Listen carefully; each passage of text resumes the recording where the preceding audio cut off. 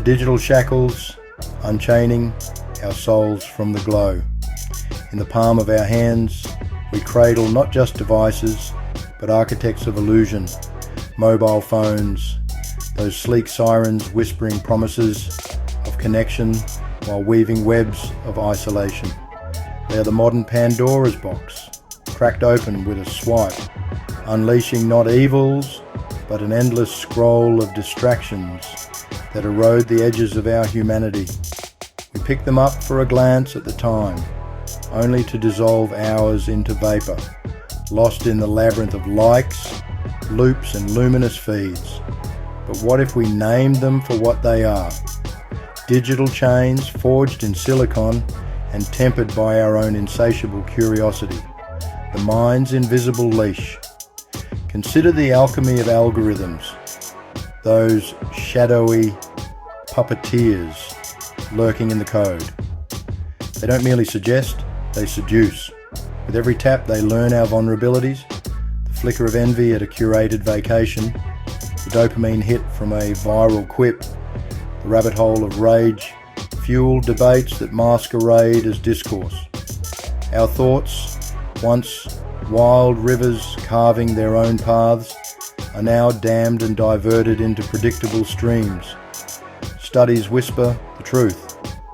The average person checks their phone 150 times a day, each interruption fracturing focus like glass under a hammer. Neuroscientists call it attentional residue, the mental fog that lingers long after the screen dims, turning creators into consumers, thinkers into reactors. These chains tighten subtly. Notifications ping like Pavlov's bell, conditioning us to crave interruption. We chase the ephemeral high of validation, a heart emoji, a retweet, sacrificing the slow burn of genuine insight. In boardrooms and bedrooms alike, minds wander not to dreams or dilemmas, but to the next buzz. We've become nomads in our own heads, forever displaced, our inner worlds colonized by the outer noise. The phone doesn't just hold our attention, it owns it, a thief in velvet gloves. Time's silent heist. Time, that most precious currency, slips through our fingers not in grand thefts, but in petty pilferings. A quick email becomes a quarter-hour vortex. A just one video spirals into a midnight binge. The economics are brutal. Americans alone spend over 4 hours daily on mobile screens, a figure that balloons for the young, whose formative years are funneled through filters rather than fields. This isn't leisure, it's leakage. Our days fragment into 3-minute slivers, too brief for deep work, too shallow for soul-stirring pursuits. Relationships wither in the wait. Dinners where forks pause mid-air for phantom vibrations. Walks where eyes skim sidewalks for signal strength instead of stars. And the cost compounds. Sleep fractures under blue light barrages. Creativity starves in the feast of instant gratification. And our collective future dims as innovation yields to imitation. We've traded the timeless for the time-stamped, bartering sunsets for status updates. The chain here is temporal, a noose of now that strangles the what-ifs of tomorrow. The great disconnect. Ghosts in the machine irony drips like acid from our screens. Tools built for unity breed division. We amass friends in the thousands, yet dine alone with devices as companions. FaceTime replaces faces, emojis stand in for embraces. The paradox is poetic in its cruelty. Hyper-connected, we drift further from the tactile, the tangible. Conversations curdle into auto-corrected banalities. Empathy erodes when outrage is outsourced to op-eds.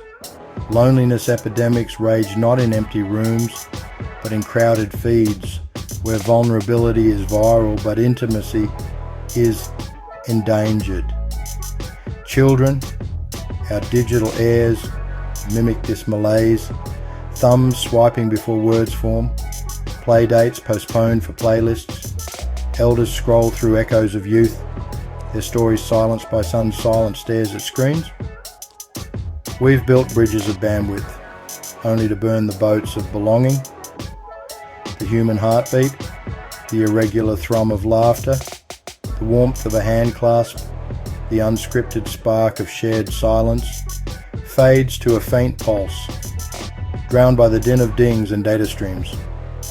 Breaking the chains, a manifesto for reclamation enough. The key to these shackles lies not in smashing the phone, tempting as it is, but in reclaiming the reins. Start small, rebel quietly. Designate screen Sabbaths, those sacred hours where the device slumbers in another room, and you awaken to the world's unfiltered symphony, birds over buzzes, breezes over bites. Cure it ruthlessly, mute the marauders, delete the dopamine dealers, and invite analog anchors into your orbit. Journals over journals, bonfires over broadcasts. Reconnect with the rhythm of flesh and breath. Gather unplugged a meal where forks clink without competition. A hike where horizons, not headlines, command the gaze. Teach the young the art of boredom, that fertile void where imagination ignites. And in solitude listen to the whisper of wind, the cadence of your own thoughts, the heartbeat that no app can amplify. Freedom isn't absence, it's presence. In ditching the digital, we don't lose the world, we regain it, raw and resonant. The noise was never the point, it was the distraction. Beneath it all beats the human core, flawed, fierce, and gloriously offline. Unchain yourself, feel the pulse, live.